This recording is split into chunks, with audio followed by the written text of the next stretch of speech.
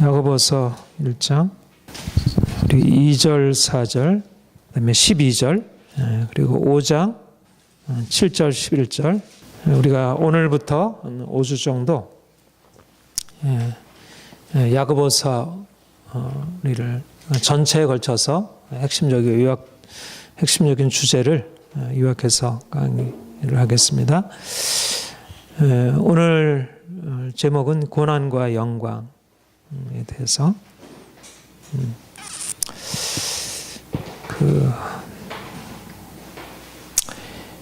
복음의 진리는 영적인 진리이고요.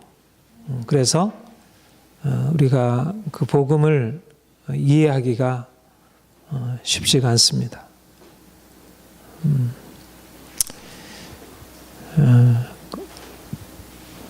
우리가 가지고 있는 우리가 세상을 이해하고 우리 경험하는 그런 방식으로 복음을 이해할 수 없고요. 우리가 인간적으로 보면 복음이 말하는 것이 이렇게 너무 비현실적이고 또 좀 우리의 삶과 좀 무관하게 여겨지는 것 같아.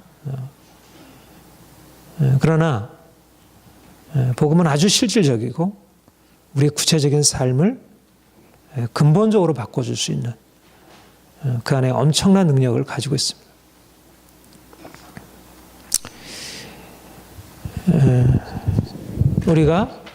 저는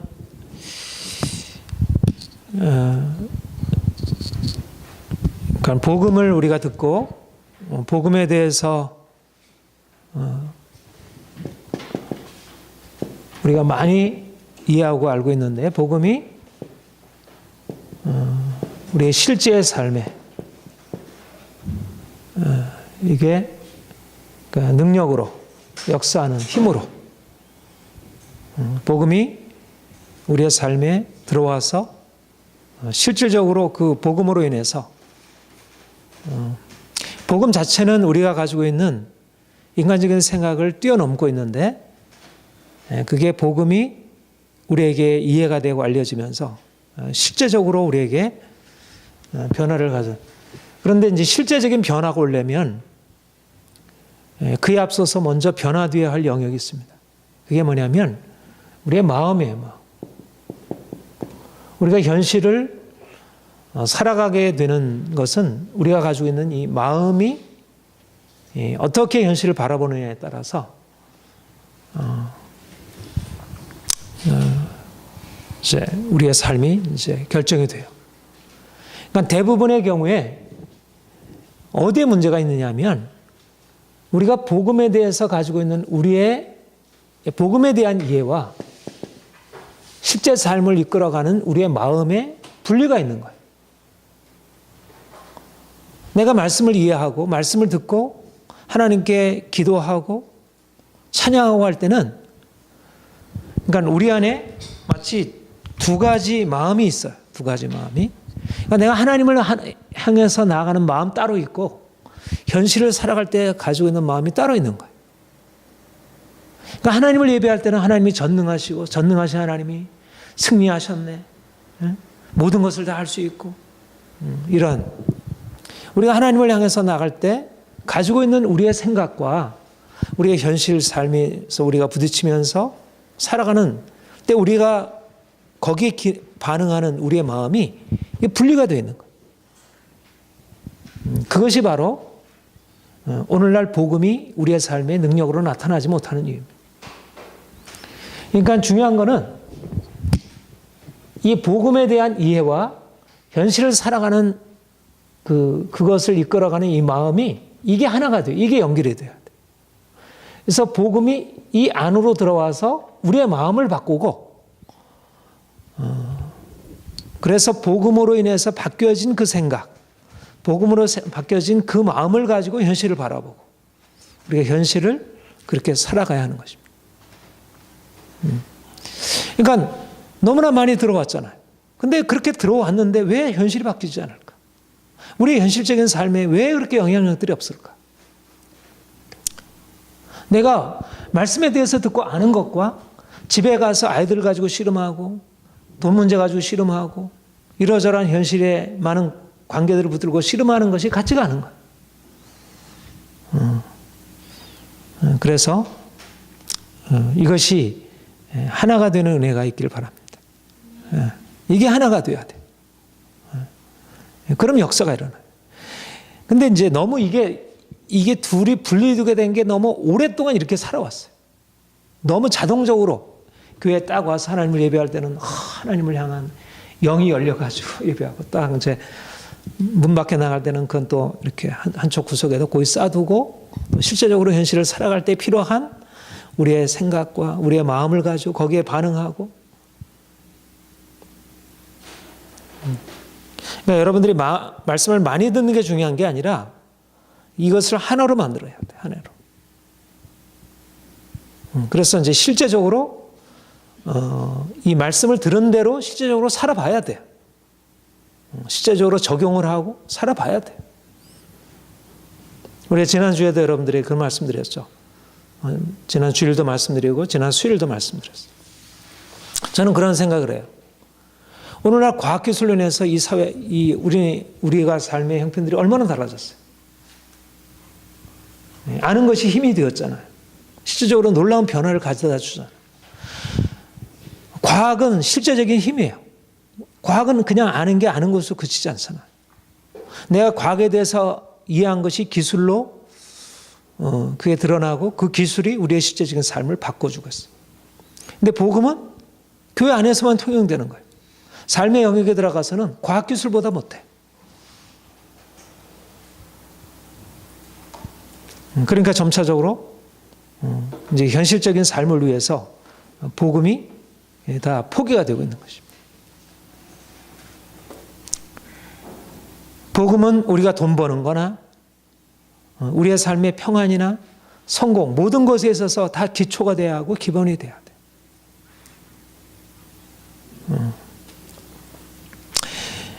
돼. 복음이 가지고 있는 가장 핵심적인 가르침이 뭡니까?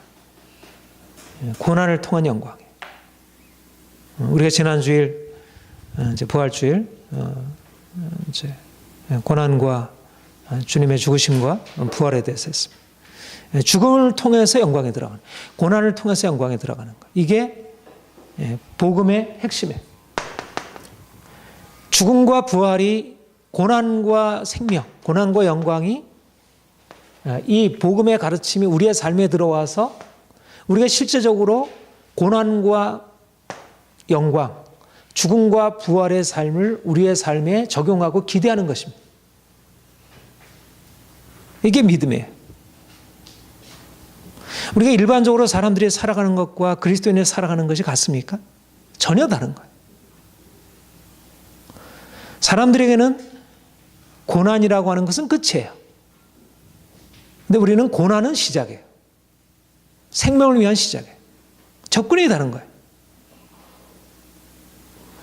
그러니까 내가 복음에 대해서 고난을 통해서 부활, 전능하신 하나님은 영광, 승리하셨네 우리가 찬양하고 전능하신 주님 영광스럽습니다. 내가 주님을 예배합니다. 주님을 찬양하지만 그러나 그것은 우리의 실제 삶에 내가 고난을 통해서 영광에 들어가는 것을 말씀하고 있는 거예요.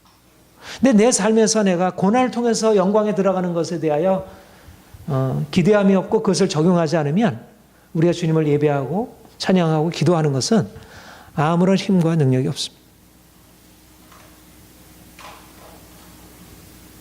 초대교회는 말씀이 살아있었고 말씀이 실제적인 삶에 그렇게 실제적으로 적용이 되었어요.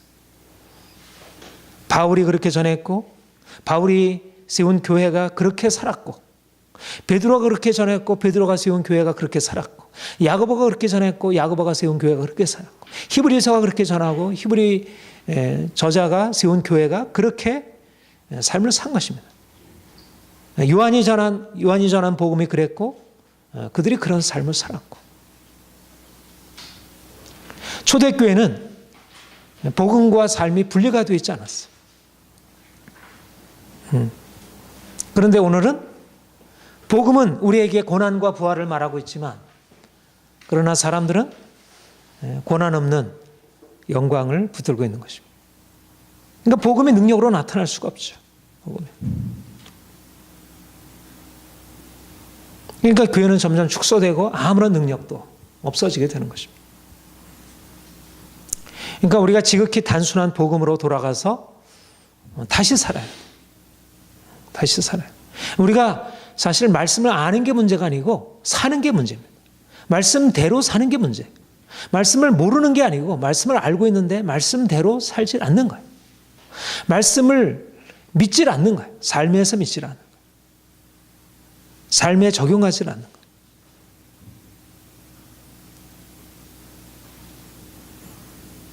예, 오늘 그 12절 보면 우리 12절 같이 한번 다시 읽어봅시다. 시작. 시험을 참는 자는 복이 있나니 이는 시련. 1장 12절 다시 시작. 시험을 참는 자는 복이 있나니 이는 시련을 견디어낸 자가 주께서 자기를 사랑하는 자들에게 약속하신 생명의 멸류관을 얻을 것이기 때문이라. 예, 우리 그리스도인들의 삶은 바로 약속하신 생명의 멸류관을 향한 소망의 삶입니다. 믿음, 소망, 사랑 이 세 가지는 항상 있을 것인데 소망은 우리 그리스도인들의 아주 핵심적인 주제예요. 소망이 있느냐 없느냐 이것은 내가 살았느냐 죽었느냐를 결정해 줘요. 주님이 장차 영광 중에 다시 강림하셔서 우리를 심판하실 것이고 그가 고난을 통하여 하나님을 섬긴 자들에게 생명의 멸류관을 주시리라고 하는 것을 믿는 이 소망으로 살아가는 것. 이것은 처음에 오순절 성령께서 강림하셔서 교회가 세워지고 성도들이 주님을 믿기 시작해서 예루살렘 교회로부터 시작해서 모든 초대교회가 믿었던 바이고 또 실제적으로 그들은 사도들이 전한 이 복음을 가지고 실제적으로 그 소망을 향하여 사는 것입니다. 그리스도께서 강림하신다는 것 공통적인 주제였고 공통적인 신앙이었습니다. 오늘날의 교회와 초대교회와의 가장 큰 차이를 무엇으로 말할 수 있을까? 믿음, 사랑 물론 이것도 다 온전하지 못하죠. 그렇죠? 그러나 믿음 있고 사랑은 그래도 있다 할 수 있잖아. 전혀 없다 할 수 없잖아요. 우리가 어떤 드러나 보이는 것으로. 그러나 오늘날과 초대교회의 가장 근본적인 가장 두드러진 차이는 이 소망이 사라진 것입니다. 하나님 나라에 대한 소망, 약속하신 생명의 멸류관에 대한 소망, 주께서 강림하셔서 각 사람들을 심판하실 것에 대한 그런 기대와 소망이 사라진 것입니다. 그리고 소망이 무엇으로 바뀌었어요? 이 땅에서 잘 되는 것, 돈 많이 버는 것, 권력을 차지하는 것, 명예를 얻는 것, 세상에서 행복하게 살아가는 것. 그러니까 근본적으로 하나님의 나라, 하나님의 영광, 그리스도의 오심.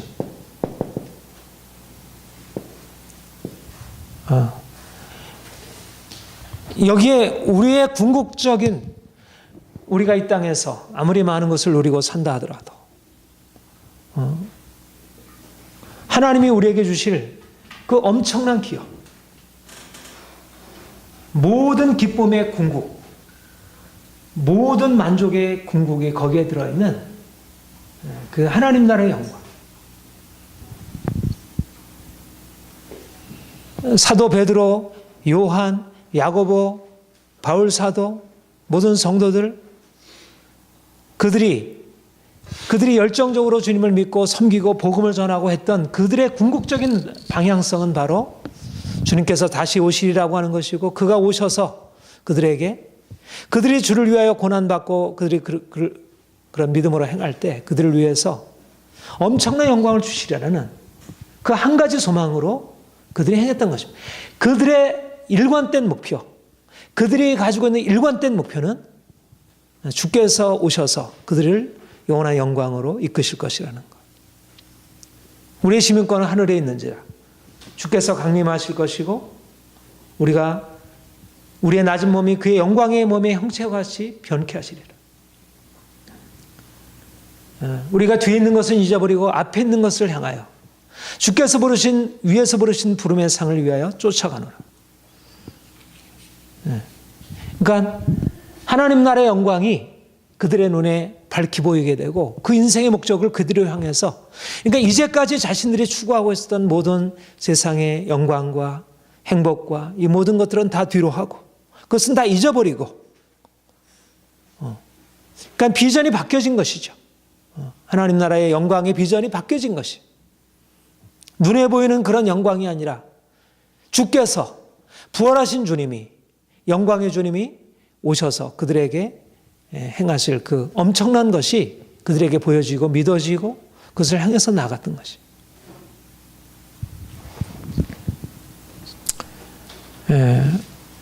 주님이, 그러니까 우리가 그리스도인이 되어서 누리는 축복이 뭘까? 우리에게 이 영광이 보이고 이 영광을 향하여 우리가 나아가서 그것을 위하여 우리 인생을 드리는 것입니다. 우리가 주님을 알지 못했을 때는 그게 보이지 않았어요. 이 세상이 전부라고 생각했고 돈을 좀 많이 벌어야 하고 사람들이 우리를 좀 인정하고 그것이 우리 인생의 목적이고 방향이었어요. 그런데 우리가 주님을 만나게 된 이후에 우리에게 새로운 목적, 새로운 소망, 새로운 비전이 열리게 된 것입니다. 우리 한번 에베소서 한번 봅시다. 에베소서 1장. 1장 18절.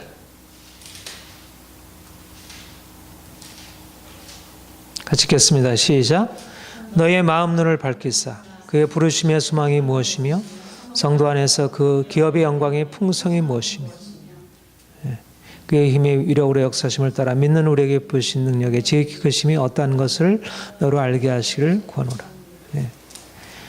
너희가 이와 같은 것을 알기를 내가 구한다. 내가 하나님께 기도하는 것은 너희의 마음 눈이 밝히사 그의 부르심의 소망이 무엇이고 성도 안에서 그 기업의 영광의 풍성이 무엇인지. 이 소망이 어떻게 되어지냐면 우리의 마음 눈이 밝히사, 우리의 마음 눈, 우리의 영안이 열려서 이게 보이기 시작하는 거죠. 영원하신 영광의 주님, 그 주님이 우리에게 주실 영원한 영광, 그것들이 우리에게 보이고 그것들을 향해서 나아가는 것입니다. 그러니까 우리가 마음 눈이 밝혀져서 이것을 소망하게 되고 그리고 이 소망의 기초에서 우리가 가지고 있는 우리의 삶을 이것을 가지고 보는 것입니다. 이것을. 이 소망의 근거에서 보는 것입니다. 내가 눈앞에 보이는 거, 여기 눈앞에 성공이 있고 여기 눈앞에 부요가 있고 여기 눈앞에 기쁨이 있는데 내 눈에 보이는 것은 이게 바로 성공이고 이게 기쁨이고 이게 만족인데 내 눈에는 그보다 더 큰 영광이 다른 것이 보이기 시작하는 것입니다. 마음 눈이 열려서 우리가 이제까지 보던 우리 이성으로 우리의 경험으로 보던 것과 다른 것을 보기 시작한 이 영광의 차원이 열려서 우리가 이것을 가지고 현실 삶을, 우리의 삶에 이 세계에서의 성공과 부와 영광을 이것에 근거해서 보기 시작합니다. 그러니까 세상을 살아가는 게 동일할 수가 없는 것이죠. 어떻게 세상을 살아가는 게 동일하겠어요? 우리가 믿음으로 살아가는 것과 우리가 주님을 알고 그 영광을 알고 살아가는 것과 어떻게 동일하겠어요? 그러니까 오늘날 많은 성도들의 문제는 뭐 돈이 없는 것도 문제가 아니고 여러 가지 삶의 문제 속에서 고통을 당하는 것도 문제가 아니고 이 눈이 안 열려 있는 것입니다. 이 눈이. 이 주님의 영광이 보이지 않고 약속하신 생명의 멸류관을 내가 얻으리라고 하는 기대가 없는 거예요. 그러니까 당장 눈앞에 무슨 문제가 생기면 그 문제가 누르고 그 문제를 내가 그 영광의 소망 가운데서 그 문제를 비춰봐야 되는데 그것은 안 보이니까 여전히 내 눈앞에 보이는 것을 가지고 답답해 여기고, 그것이 눈앞에 보이면 거기를 향해서 모든 걸 걸고 달려가고.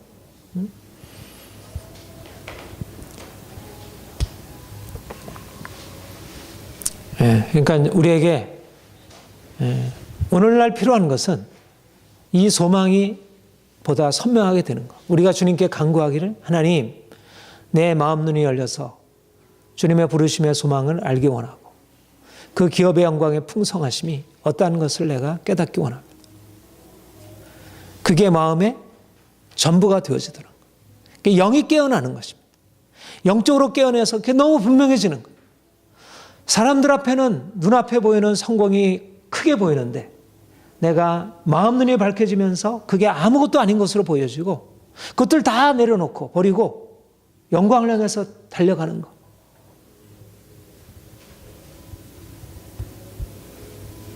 이것이 우리 그리스도인들의 극히 정상적인 삶이에요. 이게 어떤 특별한 삶이 아니고, 몇몇 사람들의 삶이 아니고, 모든 그리스도인들이 믿음, 소망, 사랑, 이것은 항상 있을 것인데, 이것은 가장 기초의 중심이고 핵심인 것입니다. 근데 이 눈이 닫혀 있다면 이 눈이 열려져야죠. 그러니까 우리가 하나님 앞에 이것을 위해서 날마다 기도하는 것입니다. 하나님, 내 눈을 열어서 내가 주의 영광을 보기 원합니다. 주님의 나라의 영광을 보기 원합니다. 주님의 약속을 내가 분명하게 듣기 원합니다.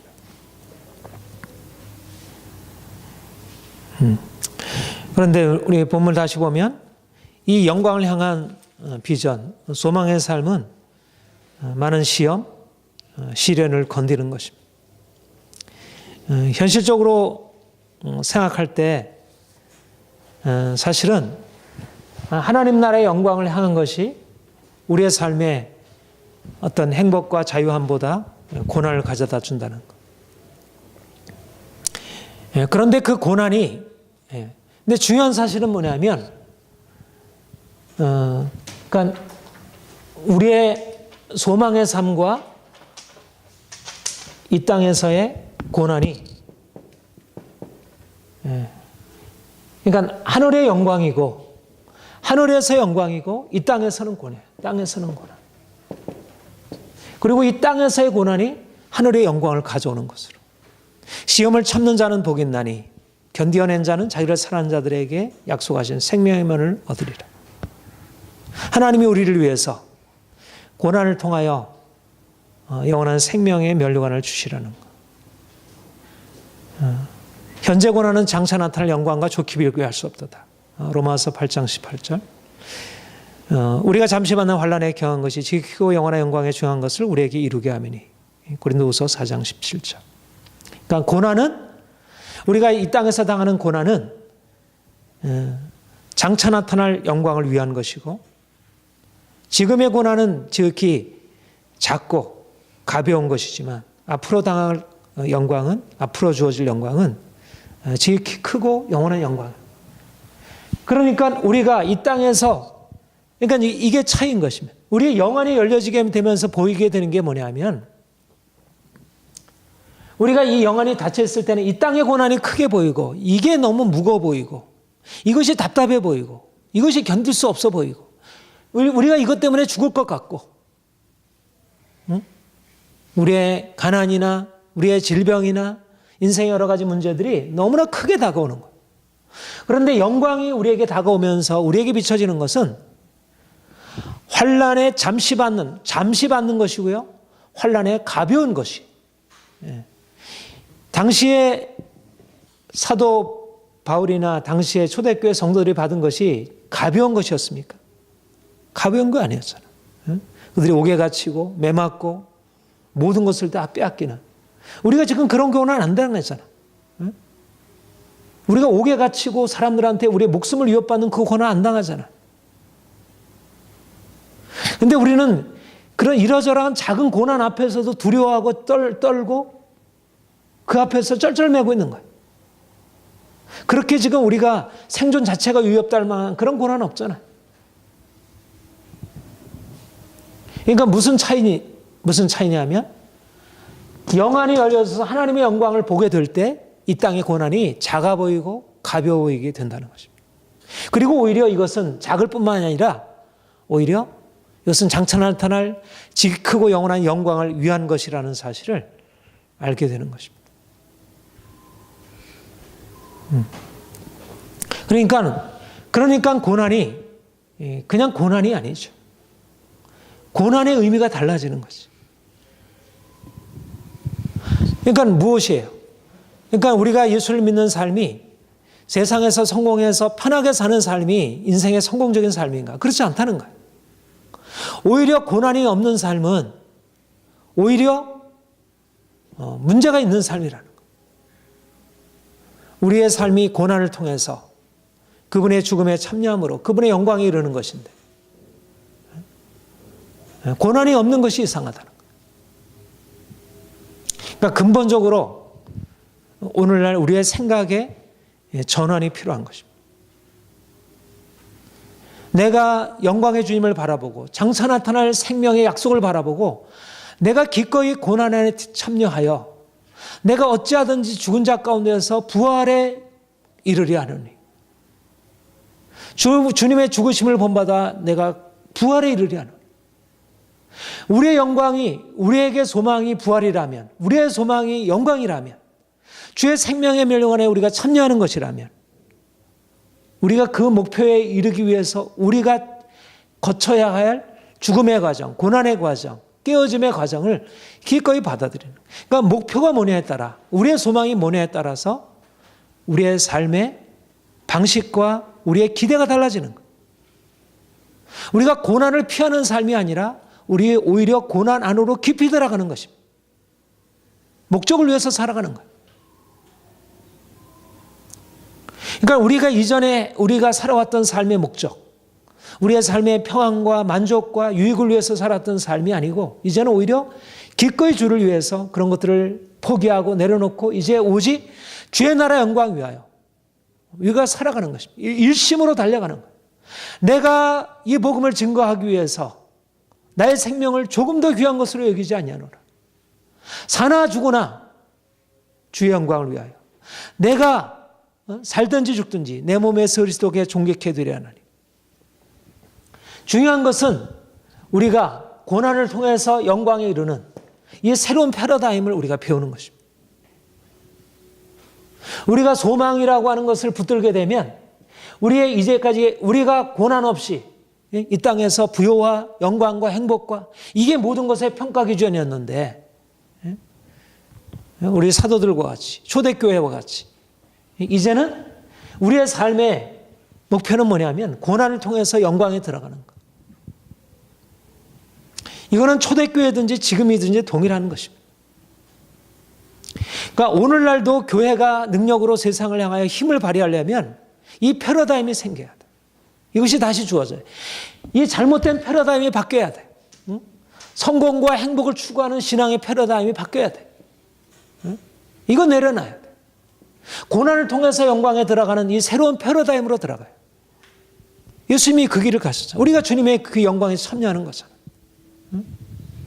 믿음이라고 하는 것은 예수님의 죽으심에 참여하여 그의 부활의 영광에 예수님의 죽으심과 그의 부활이 우리의 삶의 기초이고 토대이고 그게 우리의 삶의 DNA예요. 죽으심과 생명이. 그게 없다면 그것은 그리스도인이라 할 수 없는 거예요. 그러니까 우리가 예수님과 연합해 있다는 사실은 우리에게 삶에 고난이 있는가 없는가요?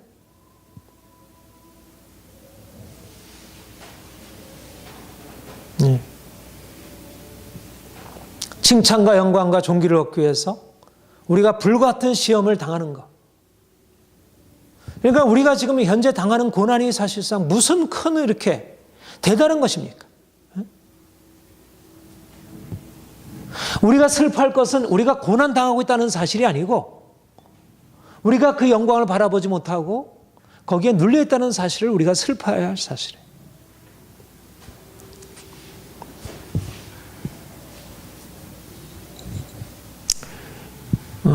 저는 하나님이 교회에게 주신 영광이 회복되어야 한다고 생각해요. 우리가 지난주에 의인의 강군이 역사하는 힘이라. 엘리야는 우리와 같은 성전을 가진 사람이로되. 그러니까 엘리야는 그와 같은 엄청난 일을 나타냈는데 왜 오늘날 교회는 그렇게 무력한가? 고난을 통과하지 않는 것입니다. 고난을 원치 않는 것. 세상과 타협하고 어떻게든지 세상이 우리를 두렵게 하면 그냥 다 꼬리 내리고 그냥 거기에 복종하고 들어가는 거예요. 그러니까 교회가 무력하지. 초대교회나 종교개혁의 교회가 그렇게 강하게 일어날 수 있었던 것은 고난을 두려워하지 않고 나갔던 거예요. 루터가 죽음 앞에 섰던 것이고 칼빈이 죽음 앞에 섰던 것이고요. 얼마나 많은 사람들이 순교를 당하면서 믿음을 지켰습니까? 초대교회도 그렇고 종교교회도 그렇고. 근데 오늘날 교회가 세상과의 싸움을 원치 않고 세상에서 주는 영광과 행복을 쫓아가고 있으니까. 그러니까 그 영광과 권세를 잃는 거예요. 우리가 고난을 통해서 그 영광에 이르러야 되는데 이 영광, 이 고난 이전의 영광에 머물고 있으니까 우리에게 그러니까 주님이 주신 영광에 우리가 들어갈 수가 없는 것이죠. 그러니까 우리가 믿음, 소망, 사랑, 소망이 살아있다는 얘기는 다시 말하면 고난을 각오하고 살아간다는 것입니다. 그게 소망의 의미예요. 소망이란 고난을 각오한다는 것이 소망이에요. 고난의 삶과 소망은 분리가 되어 있지 않아요. 우리가 바라는 소망은 주님의 부활의 영광에 이르는 것이기 때문에 고난을 통해서만 갈 수 있는 소망. 고난이 없이는 참여할 수 없는 영광이 바로 우리가 가지고 있는 소망이에요.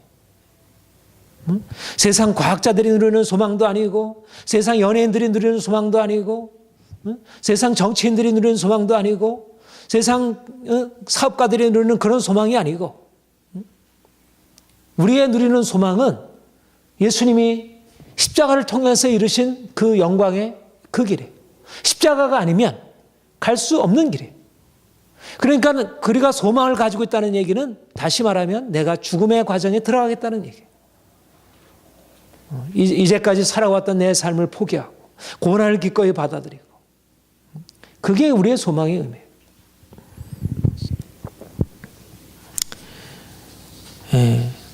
그러니까 고난의 대가를 지불할 용기가 없는 사람은 소망으로 들어갈 수가 없습니다. 그건 소망이 아니에요. 고난이 없는 사람은 소망을 가지고 있는 사람이라 할 수 없습니다. 고난이 있어야 소망이 소망으로 타오르게 돼요. 초대교회가 소망이 분명했던 것은 고난과 함께 있었기 때문에 그런 것입니다. 그러니까 오늘날 저는 교회가 이런 의미에서 하나님이 주신 소망을 다시 찾아야 한다고 보여요. 자, 우리 히브리서 12장 1절 2절 우리 한번 같이 봅시다. 우리 같이 읽겠습니다. 시작. 이러므로 우리에게 구름같이 둘러싼 허다한 증인들이 있으니 모든 무거운 것과 얽매이기 쉬운 죄를 벗어버리고 이내로써 우리 앞에 당한 경주를 경주하며 믿음의 주여 또 온전하게 하시는 이인 예수를 바라보자. 그 앞에 있는 기쁨을 위하여 십자가를 참으사 부끄러움을 개의치 아니하시더니 하나님의 보좌 우편에 앉으십니다. 예수님 그 앞에 있는 즐거움을 위하여 예수님도 소망을 가지시고 앞에 있는 기쁨을 위하여 십자가를 참으시고 부끄러움을 개의치 아니하신 것입니다. 우리가 가는 길입니다. 하나님이 왜 우리를 왜 고난으로 인도하실까? 우리가 영광에 참여하기 위하여 주님이 왜 우리를 고난으로 인도하실까? 우리 야고보서 1장 3절 4절 같이 읽겠습니다. 시작. 이는 너희의 믿음의 시련이 인내를 만들어내는 줄 너희가 알미라. 인내를 온전히 이루라. 이는 너희로 온전하고 구비하여 조금도 부족함이 없게 하라. 왜 고난이 필요한가? 왜 하나님이 우리를 고난 없이 좀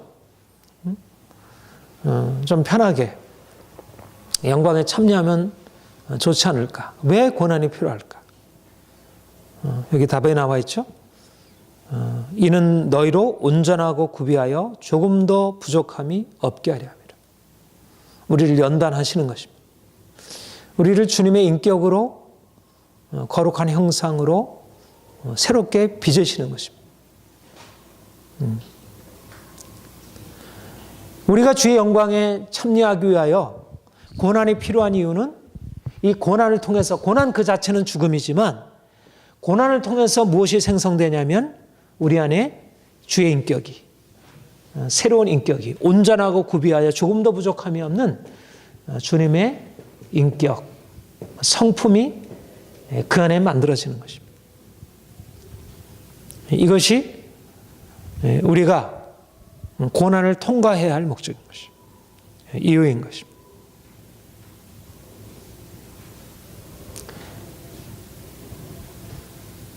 주님이 우리에게 가지신 간절한 소망은 영원한 영광으로 우리를 높이시는 거예요. 우리를 비천한 자리에, 이렇게 낮고 비천한 자리에 두시려고 하는 게 아니라 그분의 영원한 영광으로 우리를 높이시려고 해요. 그런데 영원한 영광으로 높이시기 위해서 우리에게 필요한 자격, 그것이 바로 온전하고 조금도 부족함이 없는, 구비하여 조금도 부족함이 없는 주님의 인격, 성품, 거룩한 주의 형상으로 우리가 빚어져야 여기에다 영광을 담을 수가 있는 거예요. 우리가 이전에 가지고 있었던 우리의 그 좁은 육체의 욕심과 자랑과 거기에다가 하나님의 영광을 담을 수가 없는 거예요.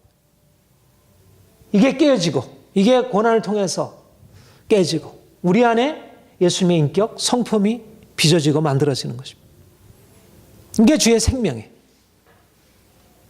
우리가 날마다 예수적인 것을 항상 짊어지면, 예수의 십자가를 우리가 항상 짊어지고 살아가는 이유는 예수의 생명이 우리에게 나타나게 하려 함이라. 그 예수의 생명이 무엇인가? 그것이 바로 우리의 인격의 변화인 것입니다. 여러분, 우리 안에 있는 인격의 변화, 성령의 열매는 사랑과 희락과 화평과 오래 참음과 온유와 자비와 충성과 절제니, 성령의 열매는 모두 다 십자가를 통해서, 고난을 통해서 만들어진 인격이에요. 겸손과 온유, 사랑, 섬김, 신실함, 다 십자가를 통과한 것들. 십자가 없이 인격의 변화가 일어나지 않는 거예요. 우리는 생각할 때, 왜 이렇게 힘들까? 좀 더 하나님께서 빨리 기도 응답하셔서 좀 재정도 풀리고, 우리의 가정에 좀 아이들도 좀 잘 되고, 모든 게 다 원만하게 잘 되고, 그랬으면 얼마나 좋을까. 근데 우리가 인격의 변화에 대해서 씨름하지 않잖아. 그래서 이해가 안 되는 거야. 왜 이렇게 고난이 길게 되어지는지 이해가 안 되는 것은 우리가 주님과 같은 마음의 비전이 없는 거예요. 우리가 인격의 변화에 대한 간절한 갈망이 없는 거예요. 내가 얼마나 못됐는지, 내가 얼마나 온전하지 못한지, 얼마나 형편없는지, 거기다 영광을 담을 수가 없는 거예요. 우리가 세상의 그런 행복과 평안에 머물 것인가, 아니면 고난을 통해서 주님의 인격으로 변화될 것인가? 어떤 것을 선택하겠습니까? 고난을 통해서 우리가 주님의 인격으로 변화되는 것, 우리가 그걸 선택하는 게 합리적인 거잖아요. 영적으로 봐 그게 합리적인 거잖아요. 근데 많은 사람들이 그런 선택을 하지 않는 것입니다. 그리고 하나님이 우리의 삶에 열어가시는 것은 다 사실은 그 길로 인도하는 거예요. 우리는 이해할 수 없다고 생각하는 게 사실은 그걸 통해서 우리 안에 있는 세상에 속한 모든 욕심과 자랑과 우리 안에 있는 모든 두려움과 염려와 세상적인 모든 것들을 다 깨뜨리고 우리를 새롭게 하시는 것입니다. 고난이 우리에게 가져주는 유익은 인격의 변화인데, 먼저 우리의 믿음 그 자체는 인격입니다. 믿음 그 자체. 우리가 오직 하나님만 믿는 거. 사도 바울이 고린도후서 1장 9절에 보면 내가 아시아에서 당한 환난을 너희가 모르게 원하는, 얼마나 지극히 고난을 심하게 받았는지, 내가 사형 선고를 받은 줄 알았다. 그러나 내가 그를 통해서 알게 된 것은 오직 죽은 자를 살리신 하나님만 의뢰하게 합니다. 고난을 통해서 내가 이제까지 나를 붙들고 행하던 것, 이제 오직 하나님만 의뢰하는 것으로 바뀌어지게 되는 것입니다. 또 고린도후서 12장 9절에 보면 내 은혜가 내게 족하도다. 내가 악할 때 내가 강함이라. 우리가 연약할 때, 우리가 궁핍할 때, 우리가 고난을 당할 때, 고난을 통해서 우리가 이제까지 붙들고 있었던 나의 모든 그런 세상에 의지하는 모든 것들이 깨지고 오직 하나님만 바라볼 수 있게 되고, 그리고 고난을 통해서 우리에게 주어지는 것은 고난을 통해서 우리에게 순종을 배우게 돼. 히브리서 5장 8절에 보면 고난을 통해서 예수님도 순종을 배우셨다 이렇게 말씀하셨어요. 베드로서 4장 1절 2절에 보면 고난을 통해서 죄를 그치게 되었다 이렇게 말씀하고 있습니다. 고난이 우리의 삶에 믿음을, 순종을, 그리고 고난을 통해서 우리 안에 진정한 기쁨을 우리 로마서 5장 3절 우리 한번 가십시다. 로마서 5장 3절. 그러니까 이거는 다른 종류의 기쁨을 주께서 우리에게 주시려고 하는 것입니다.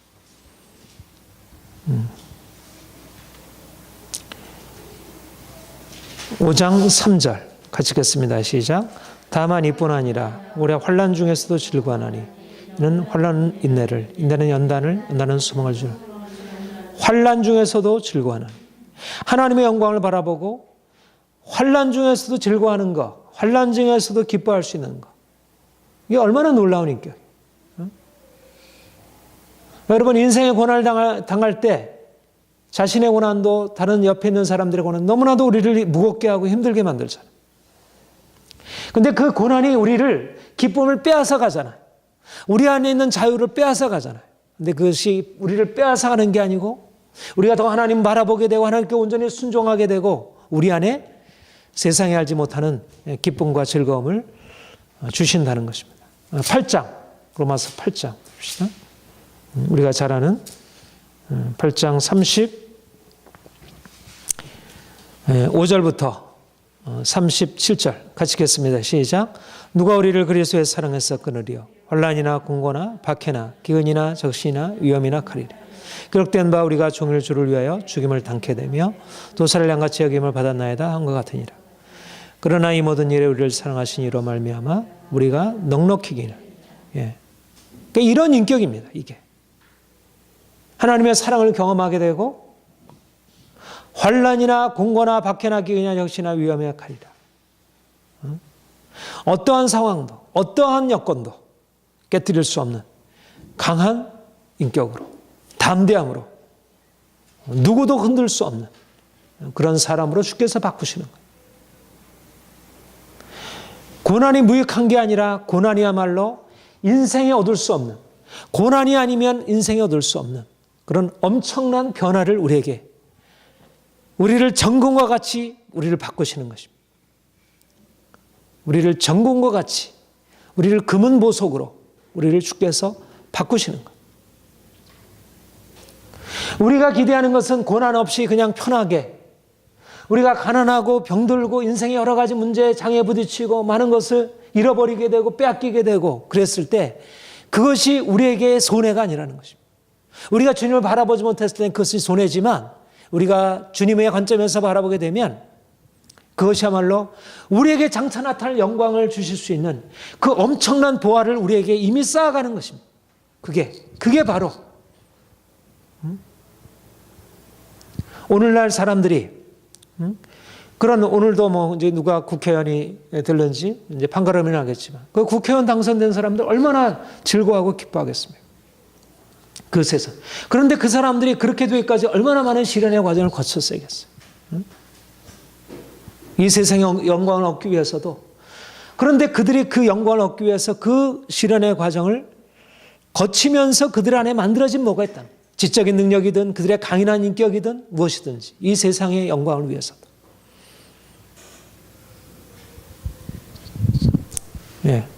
오늘날 그리스도인들이 너무 유약하고 너무 부족하고 너무 인격적으로 자기 욕심이 많고 우리의 이 작은 문제 앞에 우리의 인격이 드러나서 작은 관계들 앞에서 우리의 인격이 드러나죠. 이걸 가지고 우리가 무슨 일을 감당하겠어요? 돈이 없는 게 문제가 아니고요. 돈이 없는 게 문제가 아니고 우리가 주님의 인격으로 우리가 주님 안에서 자유를 누리지 못하고 주님의 능력으로 우리가 기뻐하지 못하고 여전히 세상에 매여 우리가 살아가는 게 그게 문제인 거예요. 오히려 고난을 통해서 우리가 하나님 바라보게 되고 오직 하나님만 바라보게 되고 하나님 바라보면서 우리가 이제까지 붙들고 있던 모든 걸 내려놓게 되니까 거기서부터 자유함이 생기게 되고 거기서부터 기쁨이 일어나게 되고 그리고 담대함으로 앞으로 나갈 수 있게 되고 이제까지 내가 감히 대항하지 못했던 것들과 싸우게 되고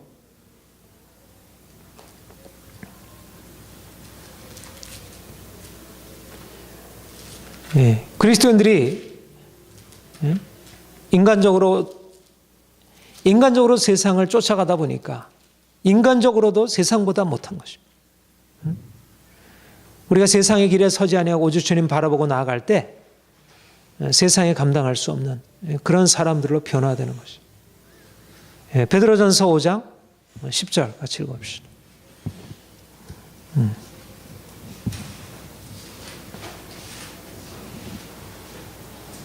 베드로전서 5장 10절 같이 읽겠습니다. 시작. 모든 은혜의 하나님 그 그리스도 안에서 너희를 부르사 자기의 영원한 영광에 들어가 계시니가 잠깐 고난을 당한 너희를 친히 온전하게 하시며 굳건하게 하시며 강하게 하시며 더를 견고하게 하시리라. 우리를 자기의 영원한 영광에 들어가게 하시니 이미 그 영광에 들어가게 하셨어요. 잠깐 고난을 통해서 주님이 우리를 향해서 어떻게 하시냐면 우리를 온전하게, 굳건하게, 강하게, 견고하게, 굳건하게, 강하게, 견고하게. 그 핍박이 있다는 얘기예요. 고난이 있다는 얘기잖아요. 그것을 쉽게 당할 수 없다는 얘기잖아요. 그러나 그걸 통해서 그냥 무너지는 게 아니고 유약하게 넘어지는 게 아니고 그걸 통해서 오히려 강하게, 굳건하게, 견고하게 주께서 바꾸신다는 거예요.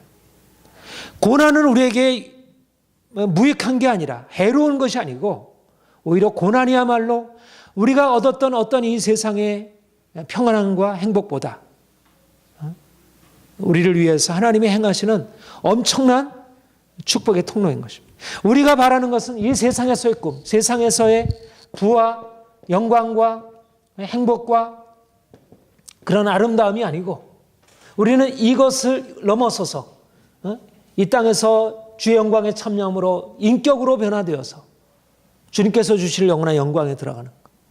그러니까 다른 비전인 것입니다. 세상적인 비전과 우리가 가지고 있는 비전은 다른 비전. 우리의 마음 눈이 열려져서 보게 되면 우리가 이전에 가지고 있었던 이 땅에서 누리던 그 부 대신 오히려 고난을 통해서 영광에 들어가는 길을 선택하는 것입니다. 그러니까 우리가 오늘날의 세상의 흐름에서 거슬러 가야 돼요. 교회는 이 세상의 흐름을 쫓아가서는 안 돼요. 물론 우리가 이 세상에서 영향력을 나타내야 되지만 그런 영향력은 일단은 우리가 죽음을 통해서 이런 세상적인 관점이 내려져야지. 그래서 기꺼이 고난을 받고 적어도 우리 안에 있는 이 세상적인 우리의 그런 인격적인 것들이 무너지고 깨어지고 그래서 먼저 인격적인 변화가 일어나야지. 그렇죠? 그러니까 우리가 첫 번째 가져야 할 소망은 영광이 아니고 인격적인 변화예요. 인격적인 변화. 우리가 거룩하게 되는 것, 겸손하게 되는 것, 사랑하게 되는 것, 주님만 바라보고 그 안에서 일어나는 인격적인 변화예요. 그게 초대교회의 증거였어요. 사도들이 그렇게 증거했어요. 사도들의 표지는 뭐였냐면 두 가지, 고난과 인격의 변화였어요. 너무나 대조가 되잖아요. 초대교회의 표지는 고난과 인격의 변화였습니다. 그런데 오늘날은 세상 욕망과 세상 영광 대주지. 죽음 없이 고난 없이 그러니까 인격적인 변화가 일어날 수 없지. 그러니까 결국은 오늘날 교회가 이 세상 앞에 얼마나 부끄러움을 당해요. 그리스도인들이. 이 점에서 오늘날 이 시대의 흐름을 우리가 거슬러 가는 것입니다. 하나님, 내가 주님의 고난에 참여함으로 온전하고 구비하여 조금도 부족함이 없는 인격으로 바뀌어지길 원합니다. 내가 주님의 고난에 참여함으로 온전하고 강하고 굳건하고 견고하여 서기를 원합니다. 그래서 세상과 싸울 수 있어야 돼. 이런 사람들이 세상을, 이렇게 변화된 사람들이 세상을 향하여 뭔가 발언할 수 있는 거예요. 이렇게 변화된 사람들. 그럴 때 세상이 그 앞에 굴복하게 되는 거예요. 세상을 향한 영광은, 교회가 세상에서 영광을 얻을 수 있는 길은 권력이 아니고, 뭐 기독당, 뭐 국회의원들, 뭐 이런 데 나와가지고 당선되고 이래서 이게 세상을 향한 변화가 아니고, 물론 그렇게도 앞으로 뭐 그런 뭐 기독교 정당이, 제대로 된 정당이 나와서 세상을 향해서 영향을 미칠 때도 필요하다고 생각해요. 저는 뭐 그걸 기대하지만, 그러나 지금은 그게 아니고 우선적으로 교회가 고난을 통해서 이 정체성, 적어도 복음적인 이 정체성을 회복을 해야지. 이 새로운 정체성이, 고난을 통해서 영광이 이루는 새로운 정체성이 우리 안에 회복이 되어야지. 세상과 다른 게 있어야지. 세상은 부를 추구하고 영광을 추구하는데 고난을 기꺼이 당하는 사람. 세상은 이기적이고 그렇게 다른 사람 것 빼앗고 서로 그냥 욕설하고 뭐 얼마나 오늘날의 상황이 얼마나 악합니까? 점점 그 악하게 되고. 그런데 그리스도인들은 선하고 친절하고 겸손하고 존중할 줄 알고 그런 사람들이 정치를 해야지. 강하고 잘못된 방식으로 다른 사람을 누르고 미워하고 이런 사람들이 아니라, 교만한 사람들이 아니라 겸손한 사람들이.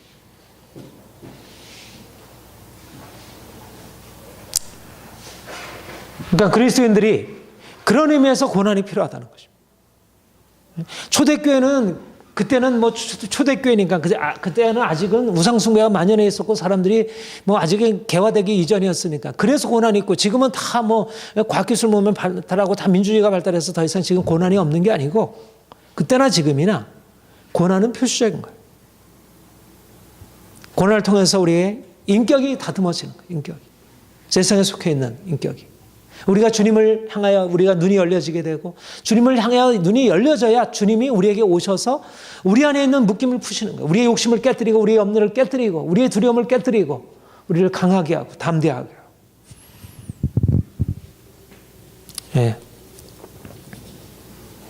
우리가 고난을 기뻐할 이유입니다. 우리가 고난을 기뻐할 이유는 이걸 통해서 우리가 깨끗게 되고 강하게 될 수 있다는 거. 정금과 같이, 아무런 쓸모가 없었던 우리가 정금과 같이 변화될 수 있다는 것. 자, 이제 마지막으로 우리 야고보서 5장 한번 다시 보십시다. 5장에서는 5장 7절, 그러므로 형제들아 주께서 강림하시니 길이 참으라. 보라, 농부가 땅에서 나는 귀한 열매를 바라고 길이 참아 이 준비와 느린 일을 기다리니 너희도 길이 참고 마음을 굳건하게 하라. 그리고 그 다음에 10절에도 주의 이름으로 말한 선지자들을 오래 고난과 오래 참음의 본으로 삼아라. 오래 참음의 본으로 삼아라. 보라, 인내하는 자들을 우리가 복되다 하나니 주 왜 인내를 너희가 들었다. 오래 참으라. 길이 참으라. 또 기다리라. 또 인내하라. 이렇게 말씀하고 있습니다. 무슨 말입니까? 고난이 길다는 것입니다. 고난이 그렇게 짧게 끝나지 않는다는 거예요. 영광이 영원한 아까 그랬잖아요. 우리가 잠시 받는 환난이라 그랬어요. 영원한, 우리가 긴 고난이 아니고 잠시 받는 환난. 그거는 어떤 고난이냐면, 어떤 비교냐면 그 영원한 영광에 비교해서 잠시 받는 고난인 거예요. 그러나 우리가 이 편에서, 이 땅에서 생각하면 잠시 받는 게 아니고 그것은 긴 고난이에요. 그래서 길이 참아야 돼요. 쉽지 않아요. 다시 말하면 주님께서 우리에게 주신 영광의 약속이 있지만 현실적으로는 영광이 주어지지 않고 있다는 거예요. 계속해서. 우리가 바라보는 것은 영원한 영광이고 너무나도 아름다움이고 축복이고 적과 뿌리는 가나안 땅이지만 현실적으로 주어지는 것은 궁핍하고 광야이고 고난이고 역경이고 계속되는 문제이고, 문제가 빨리 끝나야 되는데 끝나지 않는 거예요. 계속되는 거예요. 1년이고 2년이고 3년이고 계속되는 거예요. 100세가 되기까지. 주님께서 죽은 자를 살리시고 없는 것을 있는 것으로 부르시는 그런 엄청난 은혜를 가지신 분이고 주님이 반드시 약속하신 것을 이루실 것인데도 그러나 박세가 되기까지 여전히 자기는 죽은 것 같고 살아의 태도 죽은 것 같고 약속과 현실이 너무 먼 거예요. 이게 고난이에요. 그 자체, 길다는 것 자체도 고난이에요. 그 고난의 그 질도 있지만 그 길이도 그것도 고난이에요. 약속이 응답이 안 되는 거예요. 내가 기도하고 나아가지만 하나님께 부르짖지만 뭔가 이 정도면 됐겠다 싶은데도 변화가 안 돼요. 그러니까 처음에 하나님께 기도하고 하나님 해주세요 해주세요 그렇게 해서 기도하고 나가지만 점점 도가 떨어지고 점점 축소되고 그래서 기도도 멀어지고 그냥 포기하고 다른 방식으로 다시 돌아가서 그러니까 뭔가 현실적인 것은 내가 돈을 가지고 하는 것은 당장 내가 먹을 걸 살 수 있잖아요. 내가 공부를 열심히 해가지고 뭐 하면 뭔가를 벌어서 뭔가를 채울 수 있잖아요. 현실적인 것은 당장에 뭐를 가져다 줄 수 있어요. 근데 내가 하나님의 약속 하늘 바라보고 기도하고 나가는 것은 뭔가 응답이 안 돼. 계속 경고방 가운데 있어야 돼. 그러니까 사람들이 어디로 가겠습니까? 길이 참아 견디는 게 아니고 다시 이전의 길로 다시 돌아가는 것입니다. 그러니까 영원한 영광이 분명하게 보이지 않으면 결국은 그 길이 참아 견디기가 어려운 것입니다. 그래서 중요한 것은 이 길이 참는 거, 오래 참는 게 중요해요. 오래 참는 거. 오래 참는 자가 승리하는 것입니다. 1년, 2년, 10년. 우리도 교회가 시작된 지 10년이 넘었어요. 뭐 달라진 게 뭐 있을까? 없어 보이잖아요. 실망하고 안 된다고 해서 이 방법으로 안 되는 거구나 생각하고 세상적인 방법을 다시 택하는 거예요. 많은 사람들이 그 길로 나가는 거예요. 뭔가 믿음으로 기도하고 하는데도 교회가 부흥이 안 돼. 그러면 이건 아니구나. 그러면 부흥이라는 현실적인 것을 목표를 위해서 세상적인 방법을 끌어들이는 거예요. 그럼 뭐가 해결이 되니까 이제 점점 하나님께 기도하는 것은 그것은 형식적인 것이고 실질적으로 의지하는 것은 세상 방법인 거예요. 그게 바로 오늘날 교회가 점점 하나님의 은혜를 잃어버리고 세상의 종로로 타는 길로 나아가는 방식이에요. 길이 참지 못하는 거예요. 광야의 과정들을 길이 참지 못하고 포기하고 다시 돌아가는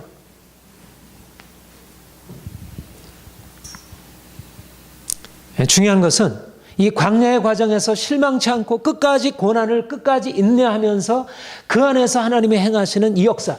그러니까 중요한 게 왜 길이 참지 못합니까? 자꾸 초점을 눈에 보이는 것에 두기 때문에 그래요.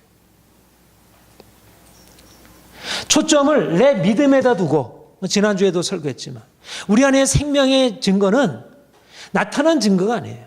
그게 1차적인 증거가 아니에요. 그쪽으로 보게 되면 실망하고 다시 세상으로 돌아갈 수밖에 없어요. 나타난 증거가 아니라 우리의 믿음. 아무것도 없는데 여전히 죽은 것 같고 아무런 변화가 없는데도 그런데도 죽은 자를 사신 하나님만 믿고 의지하고 그분을 바라보고 나가요. 그 믿음이 그게 엄청난 그 안에 생명을 가지고 있는 것입니다. 그게 생명이에요. 그게 부활의 생명이에요. 그리고 그걸 통해서 우리 안에 인격의 변화가 나타나게 되는 것입니다. 이걸 바라보게 되면 길이 참을 수 있어요. 견딜 수 있어요. 근데 눈에 보이는 증거를 가지고 가면 뭔가 그래도 이런 고난을 이 정도 겪었으면 하나님께서 뭔가 축복을 하셔야지. 교회도 사람들이 와서 부흥을 해야지. 그렇게 바라보고 나가게 되면 결국은 내려놓을 수밖에 없어요. 가는 길.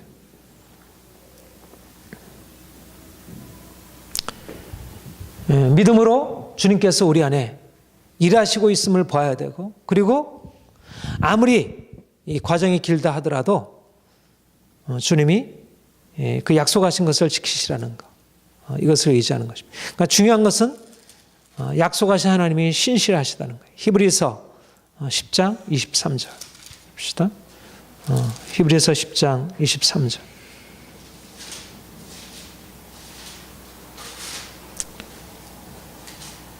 23절 24절 같이 읽습니다. 시작. 또 약속하신 이는 미쁘시니 우리가 믿는 도리의 소망을 움직이지 말고 굳게 잡고 서로 돌아보아 사랑과 선행과 격려하며 모기를 패하는 어떤 사람들의 습관과 같이 하지 말고 오직 권하여 그날이 가까움을 볼수록 더 그리하지. 약속하신 이는 미쁘시니 믿는 도리의 소망을 움직이지 말고 굳게 잡아. 왜 우리가 끝까지 견디며 지킬 수가 있습니까? 그가 미쁘시기 때문에. 그는 신실하신, 한번 약속하신 것을 그는 결코 변개치 아니하실 것이기 때문에. 아무리 고난이 있다 하더라도, 문제가 있다 하더라도 반드시 그가 행한 것을, 그가 약속하신 것대로 행할 것이기 때문에. 26절부터 39절 같이 36절부터 39절 같이 보겠습니다. 시작. 너에게 인내가 필요함은 너희가 하나님의 뜻을 행한 후에 약속을 신 것을 받기 위함이라. 잠시 잠깐 후면 오실 이가 오시리니 지체하지 아니하시리라. 나의 의는 믿음으로 말미암아 살리라. 또한 뒤로 물러가면 내 마음이 그를 기뻐하지 아니하리라 하셨느니라. 우리는 뒤로 물러가 멸망할 자가 아니요 오직 영혼을 구원하며 이르는 믿음을 가진 자니라. 예. 그러니까 이 말을 하는 이유는 뭐예요? 물러가는 사람들이 있다는 거예요. 낙심하고 다시 참지 못하고 견디지 못하고 포기하는 사람들이 있다는 거예요. 주님께서 그래서 반드시 내가 와서 행하리라. 믿음으로 말미암아 의는 믿음으로 말미암아 살리라. 끝까지 믿음을 지켜라. 낙심하지 말아라. 견뎌라. 힘있게 주님을 의지하고 나아가라. 주님만 바라보아라. 주께서 이렇게 말씀하는 것입니다. 그러니까 중요한 건 사실은 우리가 약속하신 것에 대하여 조급하게 생각하지 않는 것. 하나님은 신실하신 분이에요. 우리에게 앞서 있는 영광, 우리에게 나타날 영광은 엄청난 영광이에요. 장차 하늘에서 우리에게 그 영광이 주어질 것이고 이 땅에서도 우리가 그 영광을 부분적으로 경험할 수 있어요.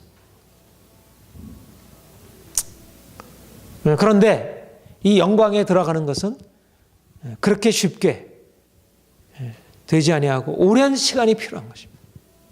100세가 되기까지 그런 기다림의 시간이 필요하고,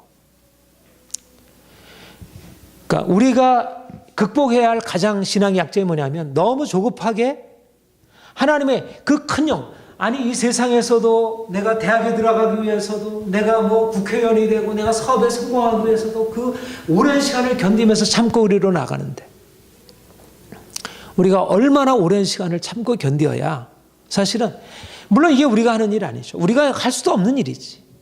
하늘에 우리가 영광에 참여하는 일인데 그가 하늘의 생명으로 우리에게 역사하셔서 우리를 그분의 형상으로 바꾸시는, 우리가 죽고 다시 사는 일인데 이게 어떻게 쉽게 되겠어요? 그리고 이게 우리 안에 얼마나 많은 저항이 있겠어요. 그러니까 당연한 거예요. 우리가 인격적인 변화로 주님의 영광에 참여하는 것으로 생각하면 여러분들 해보세요. 얼마나 변화가 안 됩니까? 얼마나 우리 안에 많은 저항이 있어요. 그러니까 하등에 이상한 게 아닌 거예요.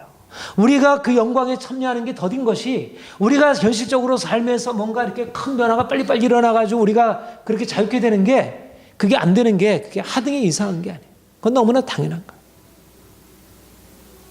거예요. 그분은 지혜로우셔. 그분은 너무나 잘하셔.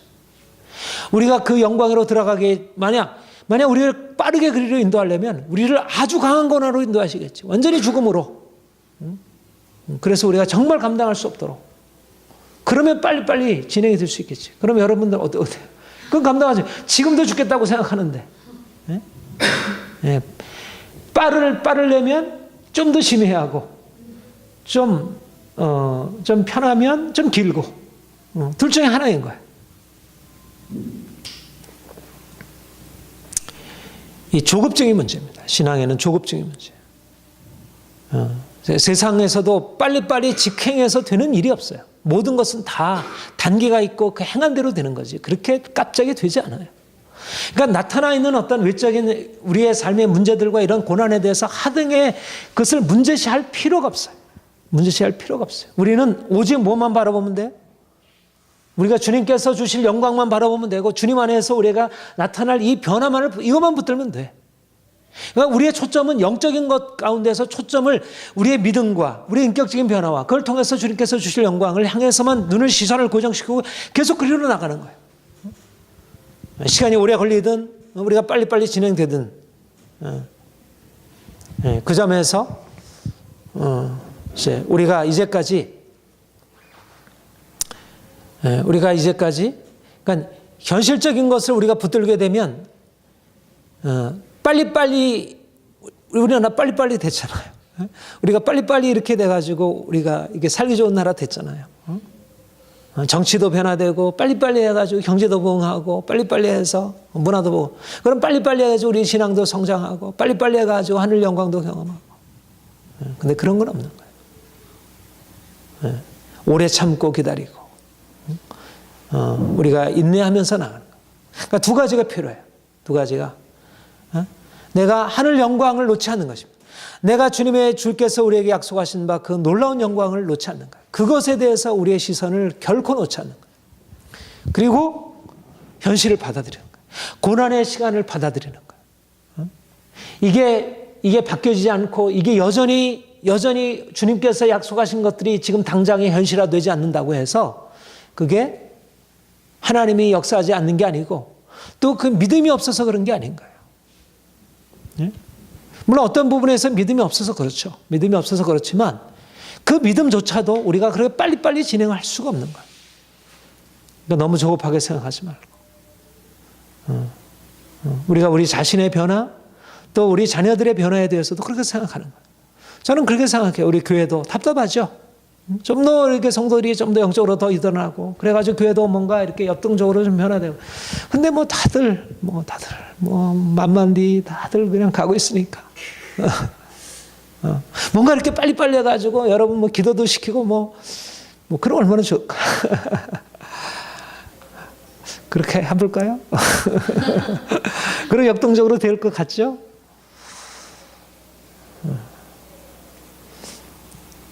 그러니까 우리 생각, 우리는 뭔가 이렇게 하면, 요거 하면 이렇게 될 것 같아. 근데 그렇게 되질 않아요. 영적인 것은 그렇지 않아요. 그러니까 우리는 그런 의미에서, 그러니까 현실의 그런 것에 대해서 우리가 낙심하지 말고 주님이 하실 것에 대해서 기대하고, 하나님은 신실하시다. 하나님 반드시 우리에게 역사. 그리고 붙들 것은 뭐냐면, 주께서 지금 일하고 계시다는 거예요. 그가 지금 문 앞에 서서 우리를 향해서 지금 오시고 계시다는 거예요. 그가 우리를 지금 향하여 기다리시고 그가 우리를 향해서 일하시고 성령께서 우리에게 이런 이모저모 영으로. 그러니까 아무리 현실에 그냥 다 잠잠한 것 같고 세상은 막 부흥하고 뭔가 이렇게 변화가 일어나는데 우리가 너무 답답한 것 같아도 거기에 대해서 우리가 실망하거나 낙심할 게 없는 거예요. 세상이 진행되는 방식과 교회가 진행되는 방식이 같잖아. 저는 분명히 교회가 그렇게 부흥되기를 원해요. 세상보다, 지난주에도 말씀드렸지만 교회가 세상보다 더 역동적으로 일어나기를 원해요. 그러나 그렇게 되기 위해서 우리가 이제부터 기도하자, 이제부터 철회하고 이제 전도 나가자, 이렇게 해서 될 일이 아닌 거예요.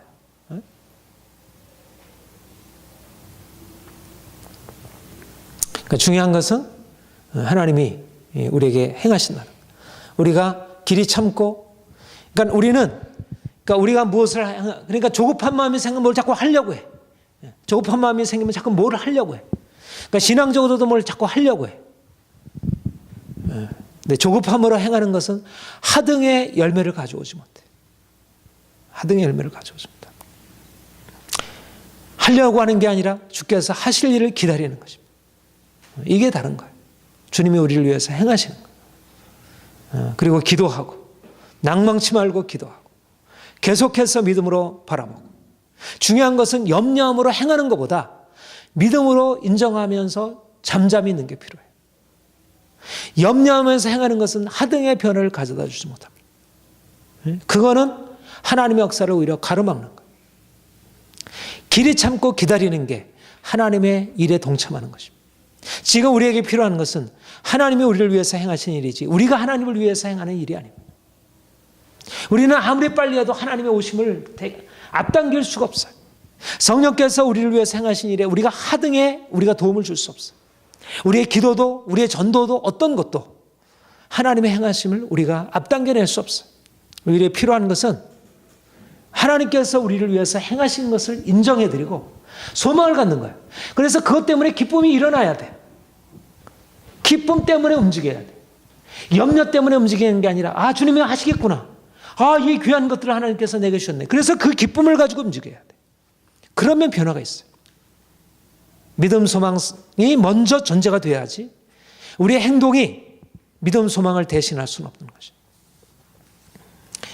하나님이 지금도 우리를 위해서 일하시고 있습니다. 우리는 세상 사람들과 다른 길을 가고 있는 것입니다.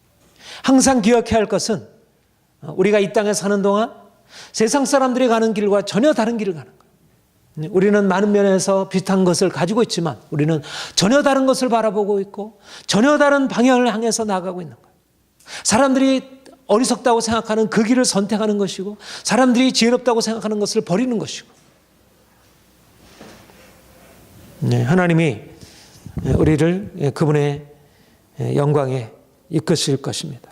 하나님이 놀라운 일을 행하실 것입니다.